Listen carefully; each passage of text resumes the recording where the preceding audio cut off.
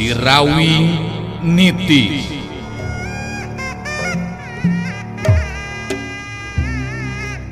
Sorot panon Rasanti alias Munarsi, sakapeung galak gular giler, galak mataksieun anu borangan, sakapeung deui ciga anu melong kosong, arang ngiceup seperti jalma biasa. Kituna teh lantaran aya dina pangaruhna Nini Karimun Sakti.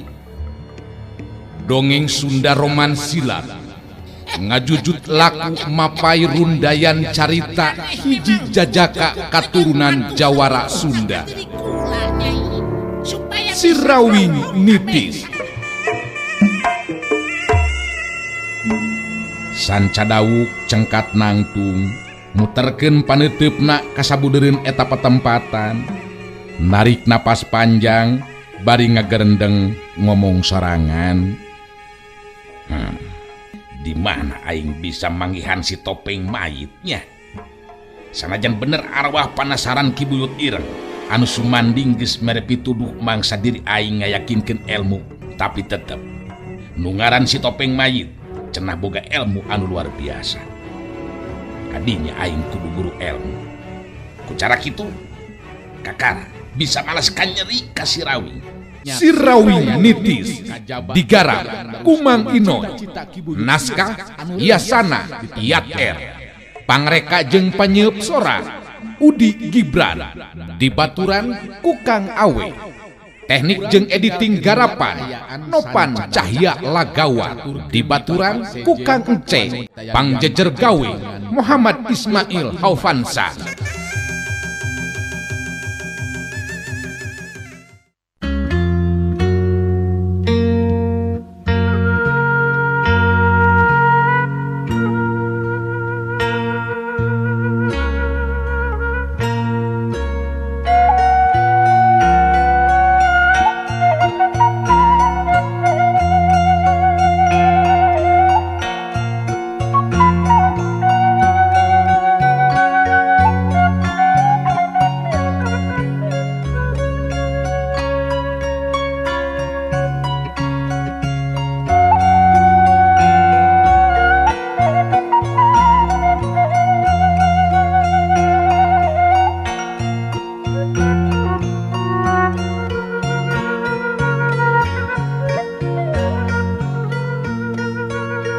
Saraswati neuteup antep ka salakina terus nyarita deui. Maksud Kang Rawing teh manawi aya pituduh 3i pangintennya. Ti guha sumur legok panamping. Nya upami sakintena memang bakal aya hasil nama. Abdi teu kabotan Kang. Nyarek abot rek hampang, Raswati kudu ditarimakeun. Sabab akang oge geus kesel ye. Jadi teu bisa tenang hati jeung pikiran ieu teh lantaran can aya kapastian. Nu mata kabeh ge kitu Kang Rawing. Centen kalaka kumaha oge kedah aya kapastianana Kang. Da kabayang ku abdi upami teh mah Rasanti bisa babarengan ejeng anu jadi lanceukna.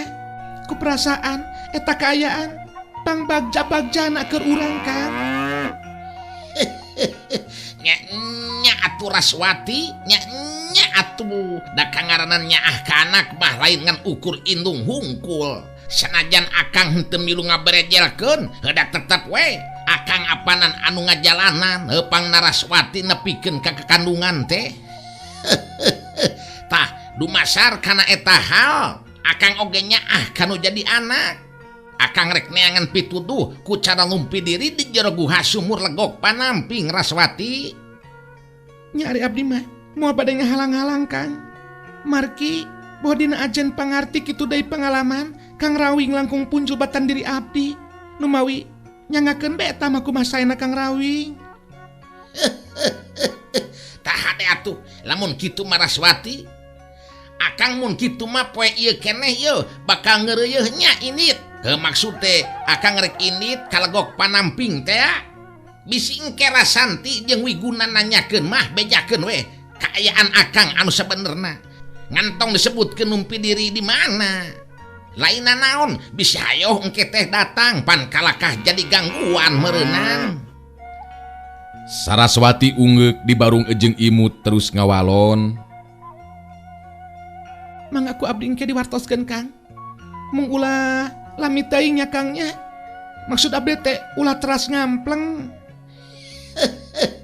Nya ari lilajeng henteu nama gumantung kana geus hasil ejeng acana pamaksudan Akang Raswati. Ari geus puguh meunang pituduh mah keur naon Akang lila-lila numpi diri. Heuh, da di ditu mah apanan kangaranan mun datang tiris moal aya anu ngeukepan. Pan ari di dieu mah tiris teh puguh deui dikekepan ku Raswati. Saraswati seri leuti sanajan geus boga anak nu geus galede oge masih keneh we tetep can robah adat nama si Rawing teh. Ulah nyarios kitu Kang Rawing. Urang ayeuna mah tos kolot Kang. Mualami dege urang teh bakal incuan ti Rasanti. Akang mabet masih keneh kitu kawas nguara bae Akang mah. Nya teu naon atuh geus kolot oge. Memangna teu meunang kitu lamun geus kolot. Ngantepkeun rasa kadeudeuh ejeng kasono. Anu geus kolot komo apanan leuwih sono marukankeun teh. Tos sok papanjangan taun teh Kang Rawing mah. Mending keneh angkat ayeuna mah Kang ka guha sumur legok panamping teh Kang. Nya kitu be atunya Raswati. Bisi engke Rasanti jeung Wiguna leungiteun mah Akang miang heula yo. Si Rawing harita lumampah indit rek nuju ka guha sumur legok panamping pikeun neangan pituduh ngeunaan si Keling anu jadi anakna. Nu nepikeun ka harita masih keneh tetep tacan aya laratan.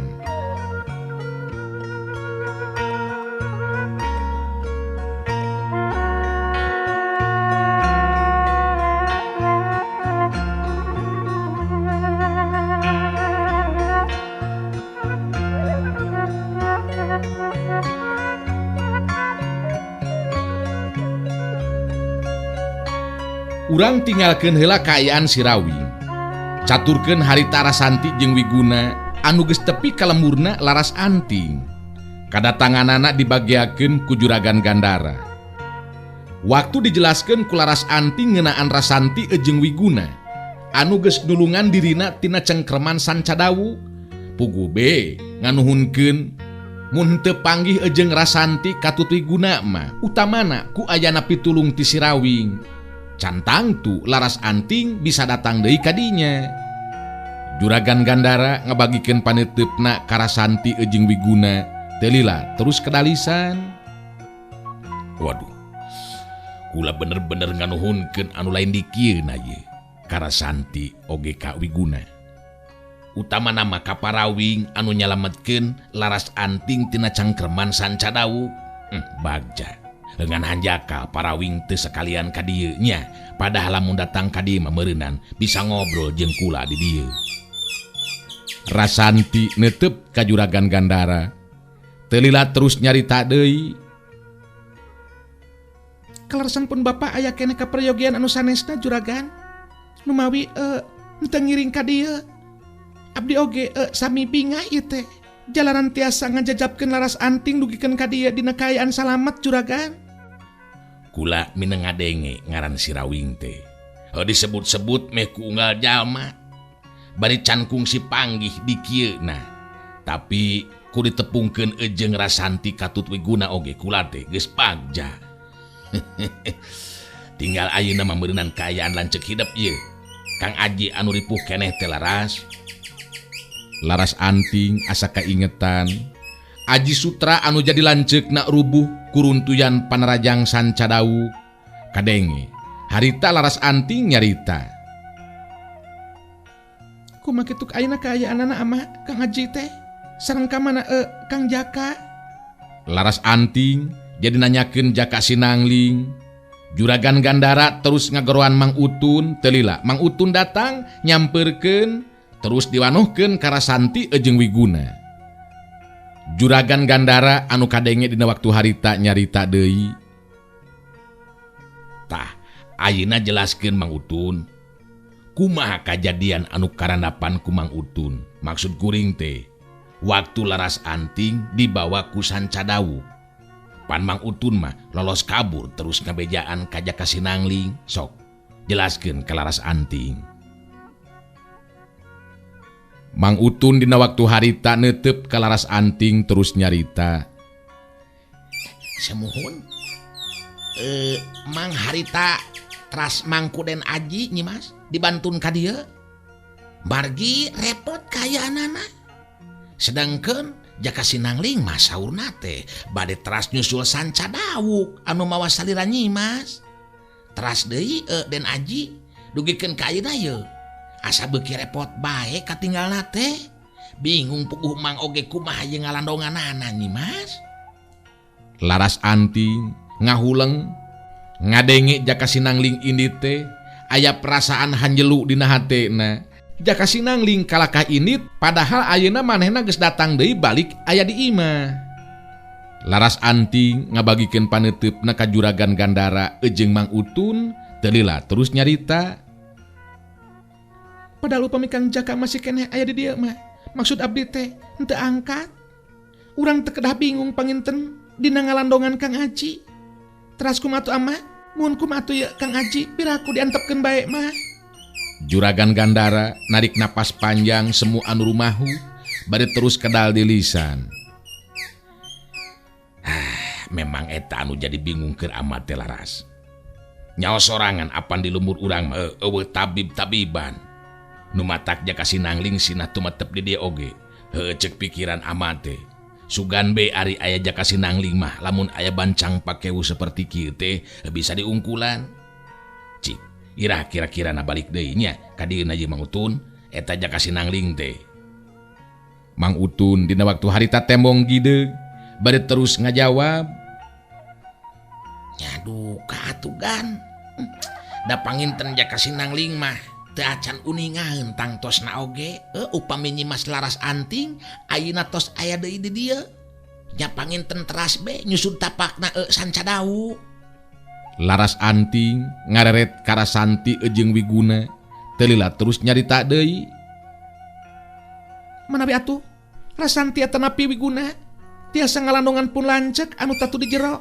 Jalaran tarung ngalawanan sanca dawu piraku be puterna sareng murid parawing henteu tiasa ngalandongan mah. Juragan Gandara milu ngarojong kana caritaan anu jadi anakna. Bener, Cik. Kula tulungan ye Rasanti Wiguna. Piraku be anak kula kudu nepikeun ka hanteuna mah bet watir ningalina oge. Ngan humaregung terus-terusan be. Rasanti silih teuteup jeung Wiguna. Sanajan bener maranehna salila ieu dilatih ilmu silat ku si Rawing, tapi memang can kungsi diajar ngeunaan cara ngubaran anu tatu di jero mah alatan barukar tarung. Rasanti ngabagikeun paneutupna ka Juragan Gandara jeung Laras Anting, teu lila terus ngawalon. Peryogi kauninga ku Juragan, oge nyi mas laras. Abdi sareng Kang Wiguna memang teu acan kantos muhun maksud teh diajar kana cara ngalandongan anu tatu di jero mah. Nanging teh lepatna upami abdi dina waktu ayeuna hoyong ningali heulanya kumaha kaayaan Den Aji. Juragan Gandara giak naker harita gancang nembalan. His atuh puguh be penting pisan ditingali heula mah. Sahanu terang Rasanti bisa ngabantu saeutik-eutikeun. Gerayu urang tingali. Rasanti jeung Wiguna harita dibawa ningali kaayaan Aji Sutra anu nemprat di jero kamarna geus teu bisa hudang-hudang acan. Rasanti mariksa kaayaan Aji Sutra. Bisa katingali ku Rasanti anggota badan Aji Sutra anu kabeunangan ku Panarajang Sanca Dawu. Gareuneuk jeung siga getih hubungan. Pantes lamun Aji Sutra nyidem tatu di jero anu berat. Aji Sutra ngan ukur bisa humaregung geus teu sadar upama di jero kamar loba jelema panonna oge peureum terus beunta sakedeung terus peureum deui. Juragan Gandara neuteup ka Rasanti teutepan anu ngandung pangharepan miharep sangkan Rasanti bisa ngubaran Aji Sutra anu jadi anakna. Kadenge Juragan Gandara harita nyarita lalaunan ditujukeun ka Rasanti. Cik, kumata kira-kira Rasanti. Pugu matak pika salempangeun ieu teh kaayaan anak. Piraku anak Parawi teu bisa ngubaran onaman cik kumaha ieu. Laras Anting sarua hatena kaentepan ku perasaan salempang ningali kaayaan anu jadi lanceukna nyatana Aji Sutra. Sanajan kungsi pasea paloba-loba carita tapi tetep geus ningali kitu mah teu tega. Rasanti narik napas panjang terus ngawalon. Panarajang Sanca Dawuk anu teu bibaka anggota badan Den Aji tetela ngandung kekuatan racun. Terus terang abot ya kaayaan anak Den Aji teh. Sareng terus terang abdi sanaos putrana Parawi nanging teu acan diajar ari kana ngalandongan anu sapertos kieu mah. Komo ieu mah sasatna kekuatan Panarajang Sanca Dawuk anu ngandung racun geningan ieu teh tuh. Juragan Gandara silih teuteup jeung Laras Anting kadenge Juragan Gandara anu kedal delisan. Cik kumaha kitu tah geningan Laras? Kasaha urang menta tulung atuh. Da ieu atuh da ieu jaka sinangling duh mangutun bet kala kadiidinan sina indit. Jadi kieu ye kaayaan urang jadi bingung apanan.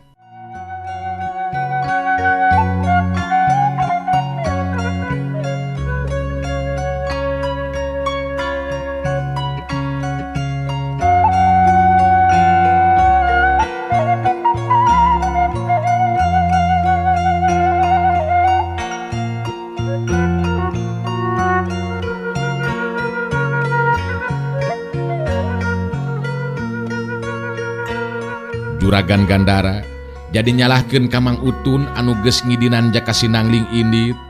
Mang Utun embung ari disalahkeun mah harita nembalan nyarita.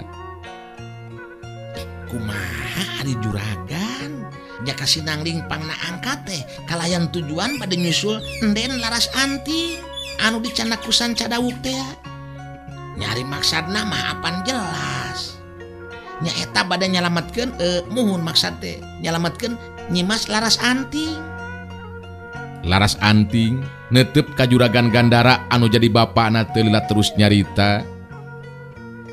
Teu kedah ngalapatkeun Mang Utun ayeuna mah amah. Margi Mang Utun henteu lepat. Naon anu dilakukeun ku jaka sinangling dumasar kana kasalampangan ka diri abdi amah. Aduh, jadi kumaha atuh ayeuna ieu nya urang Laras?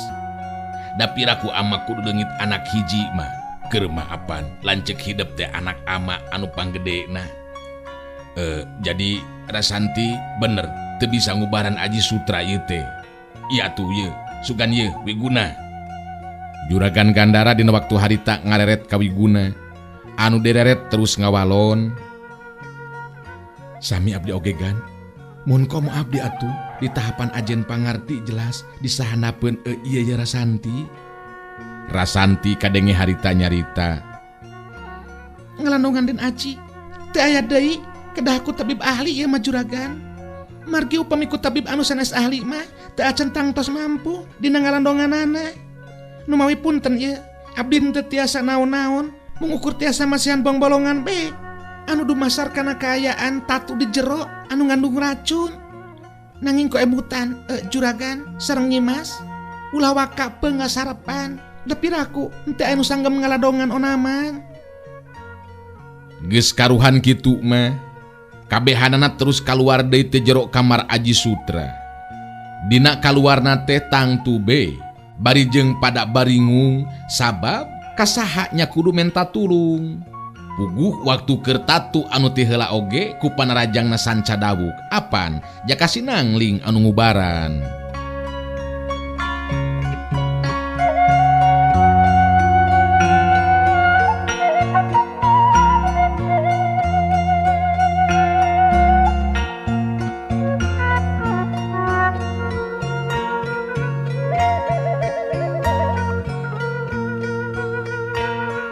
Dina kaayaan keur pada bingung kitu.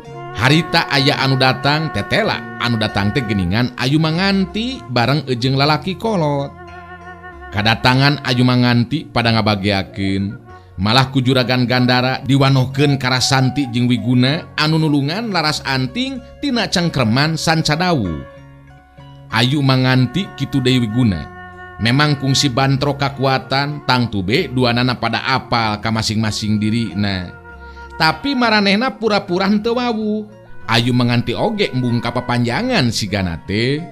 Nu jelas datangna kadinya ejeng lalaki koloteh tetela mawa tabib geningan. Ayu menganti harita langsung ngajelaskeun ngeunaan lalaki kolot anu milu ejeng manehna. Prayogi ka uninga semuhun kusadayana be ieu mah ye nu aya di dieu. Ieu anu ayeuna sareng abdi dongkap ka dieu teh nyaeta Ki Sarmuji. Anjeunna kawilang tabib ahli. Kalayan anu diharapkeun bakal tiasa ngalandongan kaayaan Den Aji. Hapunten upami abdi rada lami ya juragan. Margi tetela teu gampang geningan milarian tabib anu ahli mah. Juragan Gandara puguh be bungah anu lain di kieuna. Meunang katerangan kitu ti Ayu Manganti. Betimbul deui be harepan dina hatena kaayaan Aji Sutra bisa ditulungan jiwana. Juragan Gandara paromana jadi hegar, telila terus kedalisan. Bagja tinemenan syukur pisan ye Ayu. Borosa tadi nama kula sakabeh teh geus ngarasa bingung ejeng salempang. Sabab kaayaan Aji Sutra bekiripu. Ejeng naon pi kasalempangeun katingalina kaayaanana teh. Duh, ningali ayeuna aya Ayu Manganti datang bareng ejeng Ki Sarmuji. Mangrupa tabib ahli, bungah kula teh ye. Bunga. Hatur nuhun Ki Sarmuji oge haturan.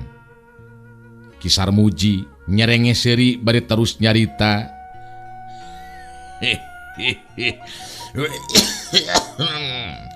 Rami-rami juragan.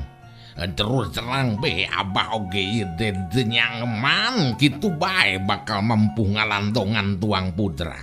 Da kena ditingali heula penginten ku abah semuhun kaayaan Tuang Putra. Nya jelas memang kudu dipariksa heula kaayaanana abah. Ngan piraku be kangaranan tabib mah teu bisa ngubaran anak kula. Pokona mah sing bisa nepikeun ka cager deui saperti bihari ieu teh. Tatu anu kadua kalina Ayu. Ayu Manganti netep ka Juragan Gandara bari terus nyarita. Anu ngadua kalian kumaha maksud juragan teh? Kieu ye, ari kudu dijelaskeun mah. Terus terang, tadi nama geus henteu nyangka Ayu Manganti bakal aya deui ka dieu. Sarta anak kula Aji Sutra nyandangan tatu anu ngadua kalian. Sabab waktu Ayu Manganti teu heula miang. Aji Sutra teh geus cager sabenerna mah nyaeta ku tabib sakti Jaka Sinangling. Kieu ye jujutan carita nama. Ku Juragan Gandara terus diguar ngeunaan kadatangan Jaka Sinangling kadinya anu dibawa ku Mang Utun.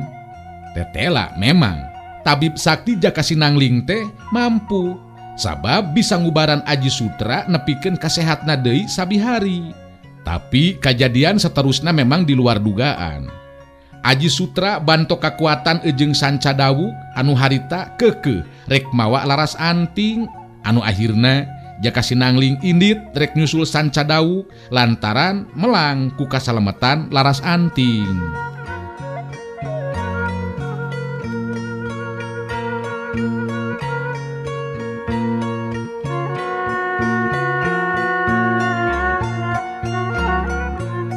Kabehanana dijelaskeun ku Juragan Gandara.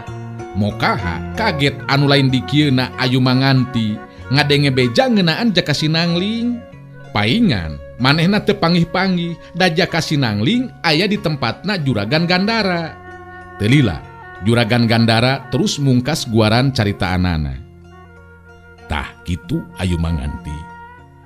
Dalamun seug aya Jaka Sinangling teu init mah geus moal make kudu bingung ejeng salempang deui.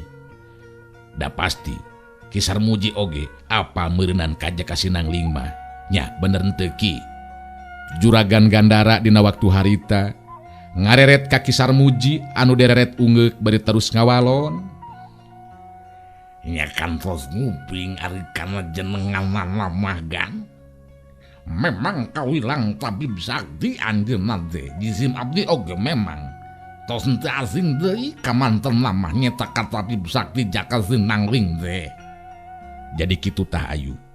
Nya ayeuna mah di dieu geus aya Ki Sarmuji leuwih hade dipariksa be heula kaayaan Aji Sutrana nya. Ayu Manganti Ngareret kaki Sarmuji terus nyarita deui. Langkung saya tuh mah pareos be kaayaan Den Aji teh Ki Sarmuji supados engke aya katangtosan ngeunaan cara ngalandonganana kitu ari sanggem abdi mah juragan. Laras Anting ngarojong kana caritaan Ayu Manganti. Laras ama mending kitu be ayeuna mah kaayaan Kang Aji dipareos heula ku Ki Sarmuji supados tiasa enggal kepenak pilandonganana. Mangga sareng abdi Ki Sarmuji urang ningali kaayaan pun lanceuk. Dibarengan ku Juragan Gandara jeung Laras Anting, harita Ki Sarmuji indit ka kamarna Aji Sutra mariksa kaayaan Aji Sutra. Ayu Manganti neuteup ka Rasanti teu lila kadenge harita nyarita. Pangdugikeun salam ka parawingnya. Kun teu nyangki tiasa ditepangkeun di dieu ya sareng putra oge muridna parawing. Sarukeun be Ayu Manganti putrana Mbah Garabag almarhum kitunya. Rasanti imut neuteup terus ngawalon. Hatur nuhun, mangga ku abdi ke urang didugikeun ka pun bapa. Kantos ngobrolkeun pun bapa oge ngeunaan sesepuh pagoron Taji Manik. Nuhun be ditepangkeun di dieu. Ngan Wiguna mah teu bisa ngobrol anu sakuma biasana saperti halna Rasanti. Kituna teh lantaran karago sabab kungsi ribut ijen jajaten jeung Ayu Manganti. Sedengkeun Ki Sarmuji anu mariksa kaayaan Aji Sutra kaget anu lain di kieuna sabab tatu di jero Aji Sutra kawilang parna tur aya racun anu ngaraksuk kana sakujur badana akibat kekuatan ilmu sanca dawuk anu keuna kana anggota badana.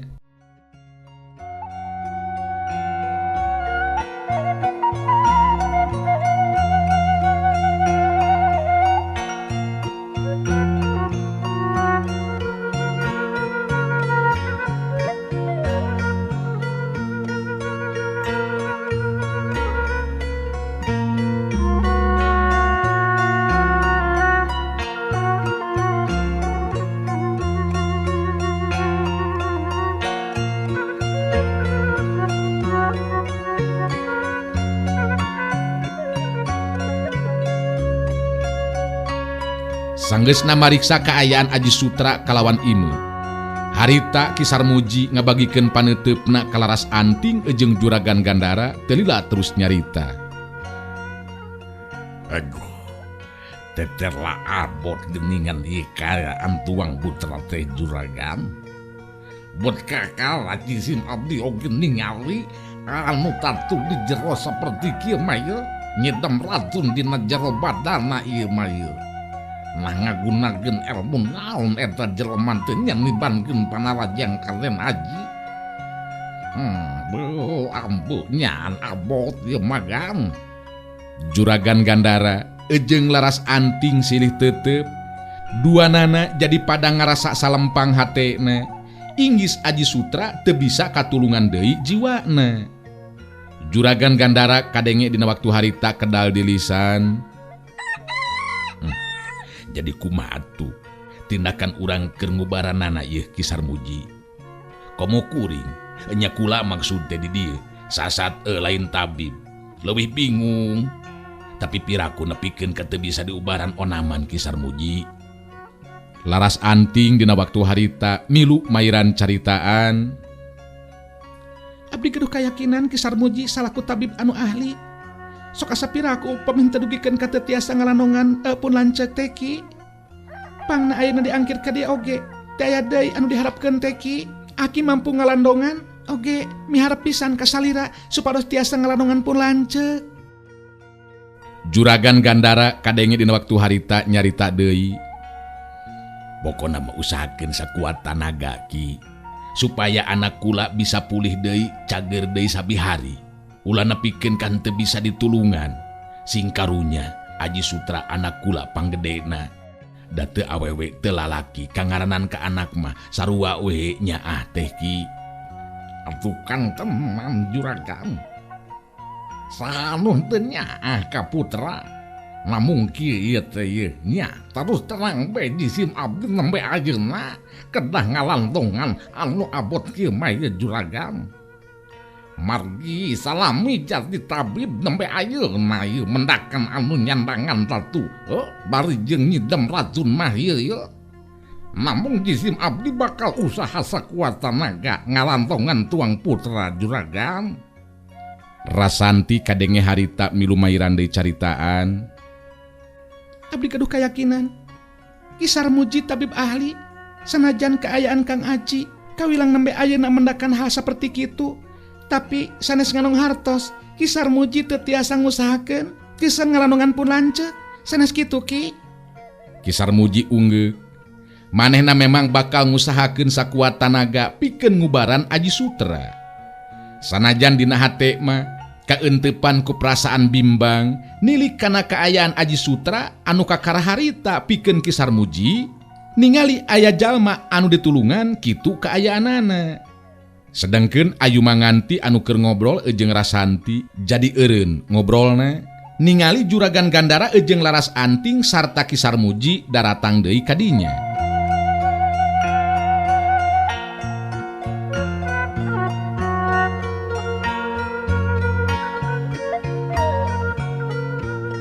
Ayu Manganti neuteup ka Ki Sarmuji bari terus tumanya. Kumaha kitu-kituna Ki?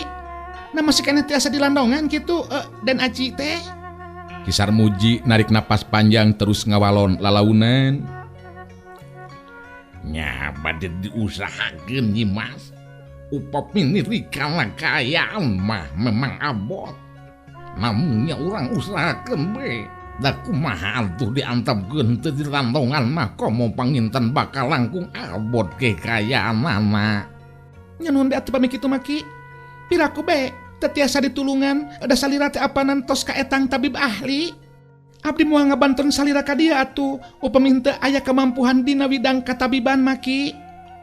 Juragan Gandara ungut-ungutan terus milu kedal deui lisan. Nu mata kula jeung Laras Anting ieu teh miharep pisan Ayu. Kana kasadiaan Ki Sarmuji nya ulah nepikeun kalapur anak kula Aji Sutra. Anak lalaki anu ngan hiji-hijina kudu bisa disalametkeun kalah kumaha oge. Ayu Manganti kadenge harita nyarita deui. Naon rupi anu kedah dilakukeun ku urang dina mangsana nyalametkeun Den Aji memang teu gampil juragan. Nanging ari ku teras-terasan mah urang teh upaya, piraku henteu aya hasilna. Rasanti jeung Wiguna lantaran ngarasa geus cukup aya di dinya.